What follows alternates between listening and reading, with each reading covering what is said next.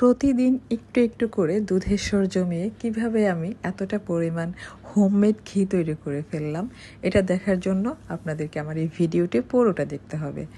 হাতের কোনো স্পর্শ ছাড়াই এই রকম একটা পারফেক্ট ঘিয়ের রেসিপি আজ আপনাদের সাথে শেয়ার করব।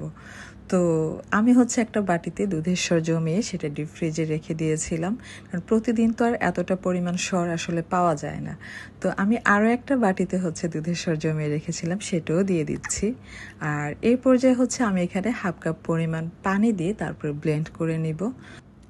আমার এই ভিডিওটি বা রেসিপিটি যদি আপনাদের কোনো উপকারে আসে তাহলে প্লিজ আমার চ্যানেলটি সাবস্ক্রাইব করবেন এবং লাইক ও কমেন্ট করে আপনাদের মতামত জানাবেন। ব্লেন্ড হয়ে গেলে পরে একটা হাঁড়িতে আমি এটাকে জাল করে নিব। আর চুলার আঁচটা আমি লো আঁচের চাইতে একটু বেশি রেখেছি। এই পর্যায়ে একটু নেড়ে দিচ্ছি। আসলে নেড়ে না দিলেও তেমন কোনো প্রবলেম নেই, আমার হাতে তেমন কোনো কাজ ছিল না। আর এর কালারটা দেখতেও বেশ ভালো লাগছিল, তাই আমি এখানে দাঁড়িয়ে থেকে নেড়ে দিচ্ছি আর দেখছি যে কি সুন্দর করে কালারটা পরিবর্তন হচ্ছে। তো এভাবে রান্না করতে করতে দেখবেন যে একটা সময় একটু একটু করে ঘি উপরে উঠে আসতেছে আর দুধের যে ছাকরাটা সেটা কিন্তু নিচে চলে যাচ্ছে। এই পর্যায়ে এসে এর কালারটা এতটাই চমৎকার হয়, পুরো গোল্ডেন কালার, আর এর ঘ্রাণে পুরো বাসা মো করতেছে, মানে এতটাই পিওর স্মেল।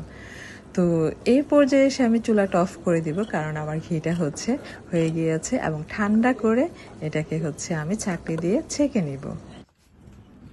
বাসার তৈরি করা হোমমেড ঘিয়ের যে টেস্ট, যে ঘ্রাণ, এটা আপনি বাজারে কেনা কোনো ঘিতেই পাবেন না, কারণ তারা একটু হলেও ভেজাল করে থাকে।